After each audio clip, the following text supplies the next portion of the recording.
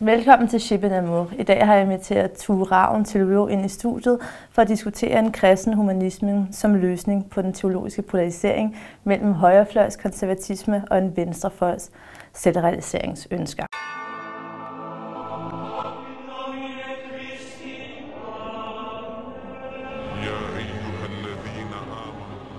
Det, som du ser mangler, er, at kristendommen tager det humanistiske krav om menneskets iboende psykologiske, fysiske og åndelige behov alvorligt, og du mener, at kristendommen egner sig til det moderne menneske, fordi den møde med det guddommelige sker igennem mennesket. Kan du forklare det? Ja, tak fordi jeg må komme og sige om. Hvis vi kigger på den danske folkekirke, som er det største form for kristendom, vi har herhjemme, så er det desværre sådan, at den er meget polariseret. At på den ene side, så har vi nogle meget konservative mennesker, og det er Dansk Folkeparti, og det er en bevægelse, der hedder Tidehverv, og det er folk, der går meget ind for Gud, konge og fædreland, og de vinder meget frem nu til dags. Og på den anden fløj, så har vi en gruppe mennesker, som for hvem kristendommen er mere en kulturting. Det handler mere om selvrealisering, end det handler om død og opstandelse, om man vil. Og som en klog teolog, jeg kender, plejer at sige, at kristendommen er en absurd størrelse, for det handler om at tro på en mand, der døde og blev levende igen. Hvordan ser du så, at den kristne humanisme lukker den gap, der findes mellem? Ja, den kristne humanisme er et forsøg på at vende tilbage til noget, som nogle af os mener, at kristendommen har mistet kontakten til. Og det er jo sådan, at vi lever i en verden, hvor religion begynder at betyde mere og mere. For 100 år siden så sagde man, at religionens tid var over, men i dag så fylder det mere og mere i den offentlige debat. Og vi kristne humanister, vi mener, det er problematisk, at vi har den her polarisering, ikke fordi det er moralsk forkert som sådan, men fordi at på højrefløjen, eller dem, der identificerer som højrefløjen, der har vi en tendens til at identificere Gud eller det gode, hvis man skulle betragte det sekulært, som noget, der er så fremmed for mennesket, at det kun giver mening at tale om det ud fra en bestemt kultur og et bestemt sprog og et bestemt kirke. Og på den anden side, så lider den her selvrealiseringskultur, som jeg vil påstå både findes inden for kirken og uden for kirken. Men det mener jeg, at det er både en kritik af kirken, men det er også en kritik af nogle danske psykologer eksempelvis. Ja. At der har vi et billede af mennesket, sådan at mennesket kun har værdi, når det bliver smukkere, og det bliver rigere, og det er mere succesfuldt.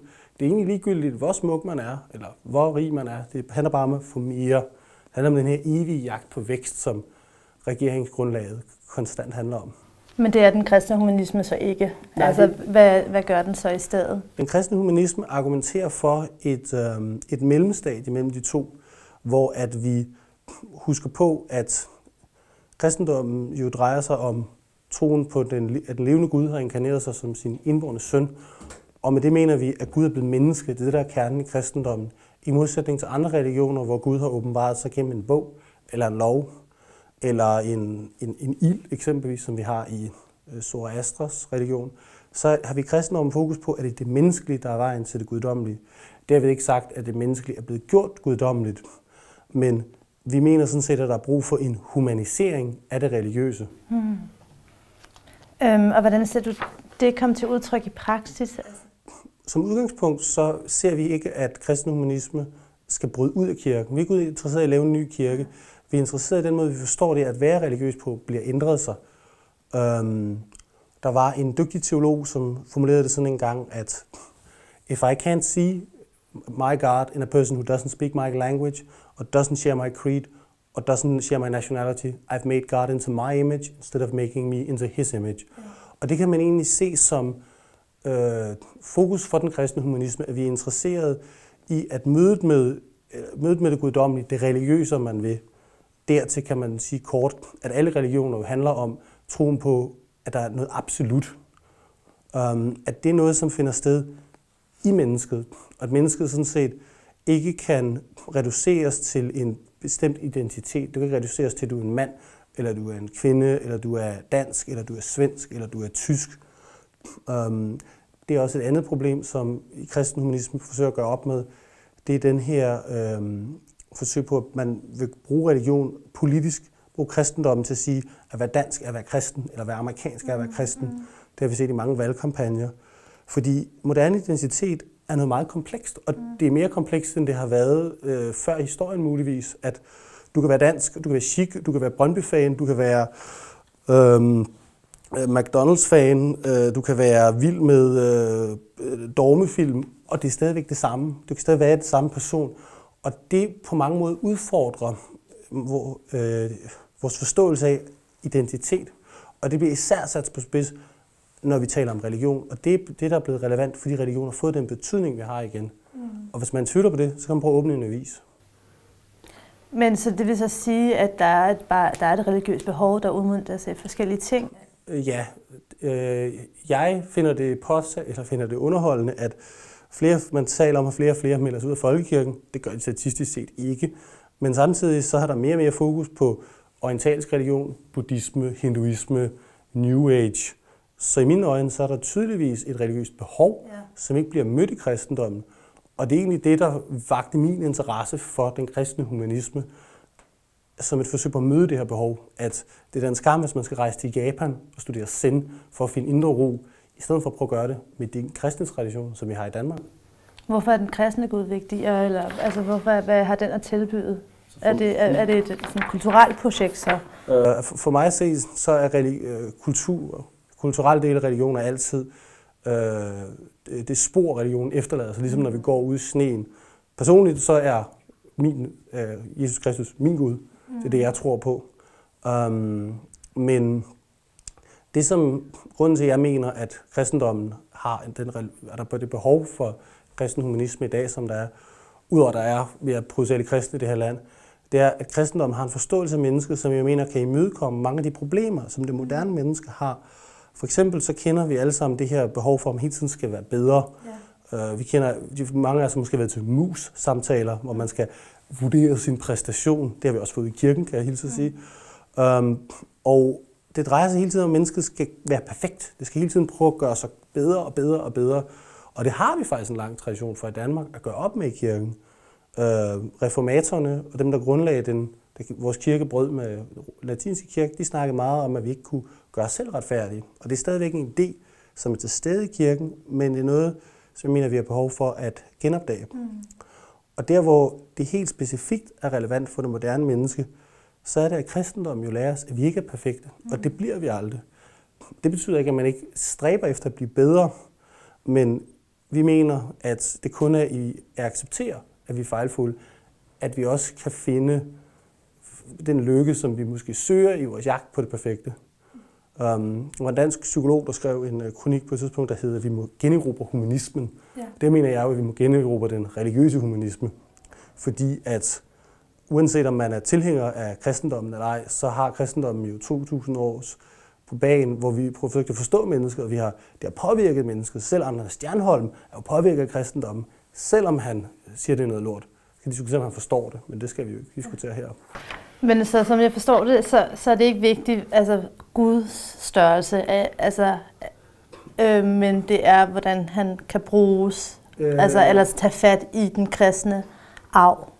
Ja, altså kristen humanisme er jo en del af den kristne kirke, og jeg vil påstå, at vi er det er ikke et forsøg på at skabe noget nyt, det er et forsøg på at vende tilbage til den oprindelige form for kristendom, man havde faktisk før det blev en statsreligion.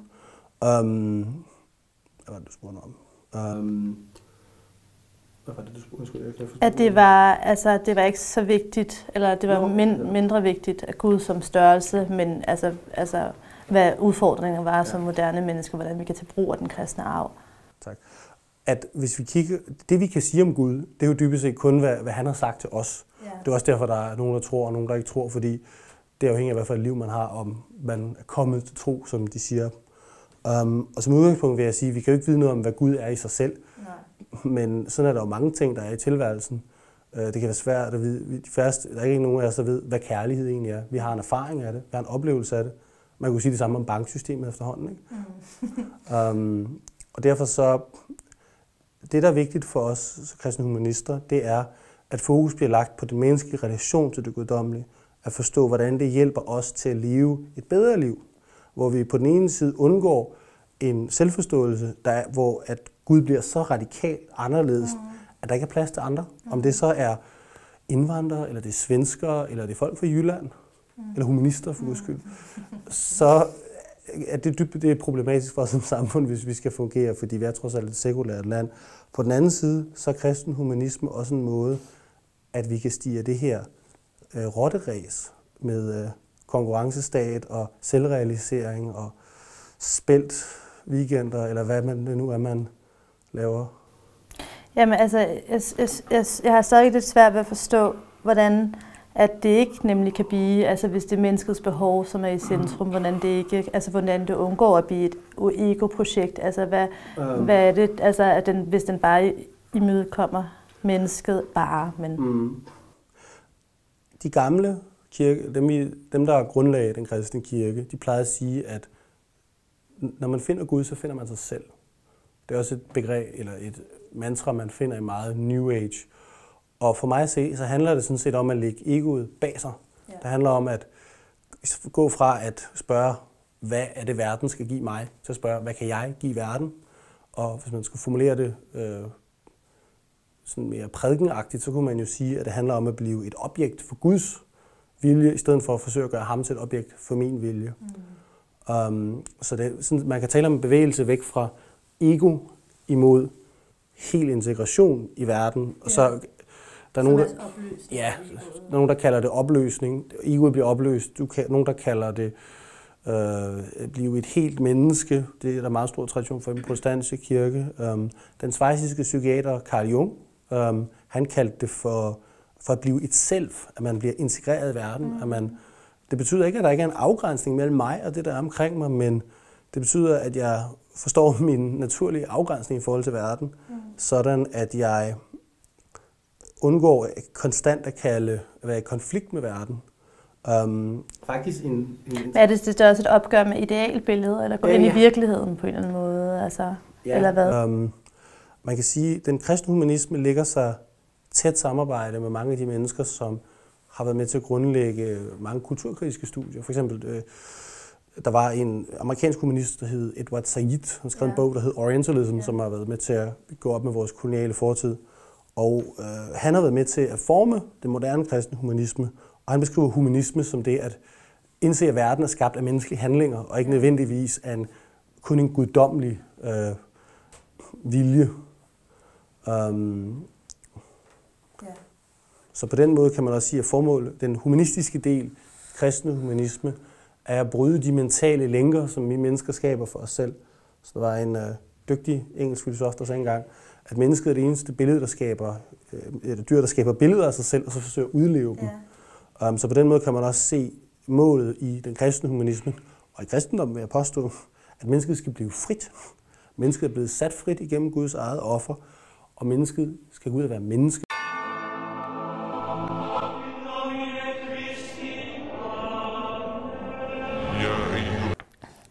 Det jeg ser mellem det, du beskriver, Tue, er paralleller med en islamisk sufisme. Sufien Ibn Arabi beskriver et afhængighedsforhold mellem mennesket og Gud, og Gud har brug for mennesket for at blive erkendt, og derfor er Gud i mennesket. At det guddommelige findes i mennesket gør så, at det er det indre, spirituelle og mystiske oplevelse af Gud, som er i centrum. Altså det vil sige, at det er den enkeltes udvikling af sin erkendelse, rationelt, men også følelsesmæssigt og intuitivt, som er det spirituelle ideal. Hvad synes du om det? Det er jo meget interessant. Jeg er selv meget begejstret for Ibn Arabi. Og selvom man kan sige, at Ibn Arabi han er jo muslim, og så det er en anden religion end kristendommen, men det er vigtigt at understrege, at det er jo det samme menneskelige sind, de taler om. Ja. Og der er helt klart nogle paralleller, fordi den her dimension er også meget stærk i kristendommen. Der er en lang tradition for det. Vi har det blandt andet i Kierkegaard, som er meget berømt i København. Også flere sådan kristne mystikere, som taler meget om det her med det indre, taler om at føde Kristus i sit indre, som vej er noget til Guds erkendelse. Det er at flytte sig fra i egoet til at blive et oplyst menneske, eller et menneske, som er udadvendt. Der er også en metafor, som går rigtig meget igen i kristendommen. Det er det her med det indkrogede menneske. Ja. Det synes jeg passer rigtig godt på det moderne menneske. Det er det narcissistiske menneske, som kun tænker på sig selv. Og der er målet, at mennesket skal kunne folde sig ud, så det kan vende sig både mod sin Gud, men også mod næsten. Ja. Hvordan ser du det i forhold til sådan fællesskabet? Altså, hvordan... Der var en mand, der er meget klogere end mig, der engang sagde, at man behøver ikke spise den samme ret for at spise ved det samme bord. Og der mener jeg, at religionsdialog er enormt vigtigt. Og det er også enormt vigtigt, at man er så sin forskel bevidst. Det gælder i alle menneskelige relationer. Men det er også vigtigt, at man er bevidst om, hvad for nogle forhold, der man gerne vil leve under. Hvis vi gerne vil leve i det samme land, og vi gerne vil kunne være her alle sammen, så er man også nødt til at respektere hinanden. Der går en historie om der var engang en far, som havde en gylden ring, der gjorde, at man blev frelst. Og så han havde 3 sønner, og han skulle give den videre. Og så det han gjorde, det var, at han smedede 2 andre ringe, der lignede, og så delte han ringene ud. Og der var ikke nogen af dem, der vidste det. Der var ikke nogen af dem, der vidste, hvem der havde den rigtige. Og da de så giver deres ringe videre, så står deres efterkommere der med 3 forskellige ringe. Og de ved en af dem, det er nøglen til at komme op til Gud. De 2 andre, men der er ikke nogen af dem, der ved det. Og i sidste ende, jeg kan mene nok så meget, at min vej er den sande vej, og det er det også for mig, uden tvivl. Men det betyder ikke, at jeg ved det endegyldigt. Det finder vi først ud af i sidste ende. Den franske filosof Camus, han sagde engang, jeg vil hellere leve mit liv, som der er en Gud, og så opdage, at der ikke er en, end at leve mit liv, som der ikke var en Gud, og så opdage, at det var der. Så det er mere logisk at tænke? Ja, det kan man godt sige. Men det er vigtigt, at det følelsesmæssigt. Ja, men Imari, han beskriver, hvordan at begrænse en Gud til islam, for eksempel, eller kun i talesæt Gud i forhold til islam, det er at begrænse Gud og Guds mangfoldighed. Hvad synes du om det? Det mener jeg også, han har ret i. Fordi uanset hvordan vi vælger at se på det, så er alle vores religioner, det er jo noget, vi selv har skabt. Det bygger op om en åbenbaring, men det er noget menneskeskabt. Husk, det er engle og dæmoner, der står han og snakker med en præst, Robert Langdon, og så spørger han, do you believe in God? Og så siger han, I haven't been afforded that gift yet. Og så siger han, I didn't ask you if you believe in what men says about God. I asked if you believed in God. Og det synes jeg er en vigtig ting at have sig i mente. For mig personligt, så er det at tro på Gud, er også at tro på Gud er større end mig, så jeg skal ikke gøre mig til dommer over hans skaberværk. Jeg kan kun overbevise andre ved mit eget eksempel. Ibn Arabi, han har jo det her dejlige billede af, at al religion og al eksistens for den sags skyld er Gud, der viser sig for os. Og vi kan ikke kende Gud, som han selv er. Vi kan kun kende Gud, som han kommer til syne for os. Så hen mod slutningen af sit liv, så siger Ibn Arabi, at min religion, det er kærlighed. Det er det samme budskab, man faktisk finder hos Dalai Lama eksempelvis, som siger, at hvis du vil være lykkelig, så skal du vise medfølelse. Hvis du skal gøre andre lykkelige, så skal du også vise medfølelse. Og deri, der mener jeg, personligt, så har jeg den overbevisning, som et religiøst menneske, at jeg har stor respekt for religiøse mennesker. Og nogle gange, så kan man have mere til fælles med de mennesker, som anerkender det mysterium, der er i eksistensen, end de mennesker, som bruger deres tid på at bare banke os oven i hovedet og fortælle os, at det kan vi løse med et teleskop, eller det kan vi løse med et mikroskop. Det, jeg synes har været meget interessant i forhold til studier i Ibn Arabi, det var, hvordan han diskuterer sådan, den form for rationelle tilgang til religion i forhold til, ligesom, hvad han kalder hjertet, som er ligesom, den vigtigste locus for at erkende Gud, og hvordan, altså, prøver den ligesom forstå også den kristne humanisme i forhold til det, men ligesom at islam på en måde er blevet overtaget af, eller domineret i hvert fald, meget videnskabelig måde at studere religionen på, som sufismen ligesom bliver gjort illegitimt af den grund, fordi at det er nogle andre, ligesom det emotionelle, det intuitive, andre former for erkendelser, der ligesom er vejen til Gud, som jeg også synes, i forhold til det, du siger, at hvad hedder det der med at tro, altså hvad er troen egentlig? Altså tro kommer af et latinsk ord, der hedder fide, som egentlig betyder tillid. Det du sætter din tillid til. Og hvordan opleves det menneskeligt? Altså er det ved skriften, eller er det ved bare altså sådan den spirituelle, men det er den spirituelle oplevelse af, at der er noget større? For mig er tro altid noget, jeg mærker i mødet med det andet menneske. Ideen om at sidde alene med en bog, eller bare sidde og synge alene, det er ikke noget specielt religiøst for mig. Jeg er stor tilhænger af ideen om, at man prøver at se Gud i andre mennesker. Og det er tilbage til ham, teologen, jeg startede med at citere. Der var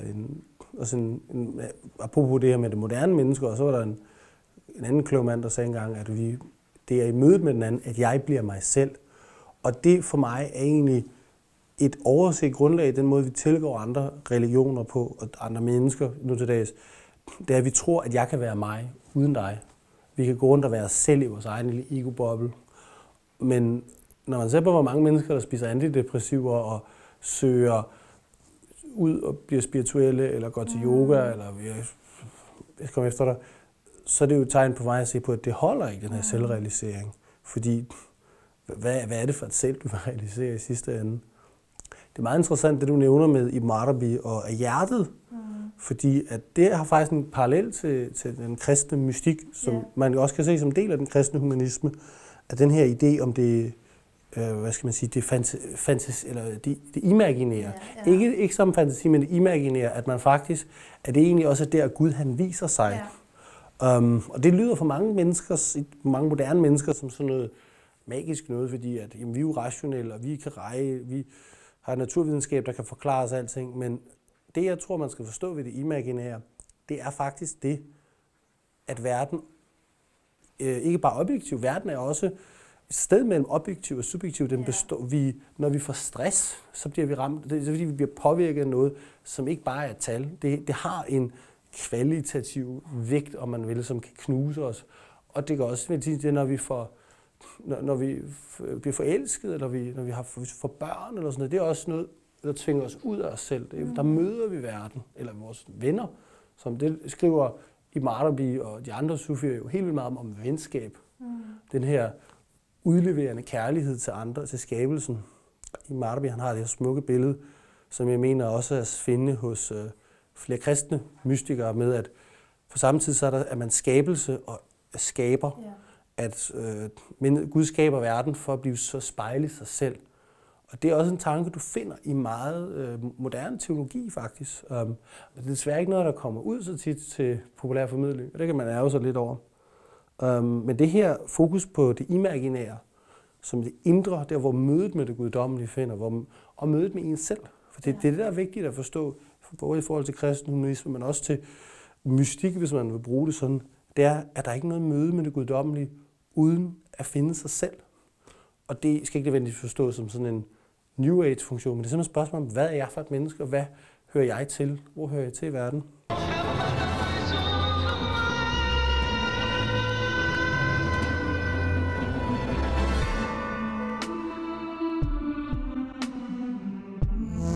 I forhold til at researche det her interview, så var jeg faktisk ind og læse en masse om sufismen og tal omkring sufismen på verdensplan, for ligesom at kunne drage paralleller med din kristne humanisme.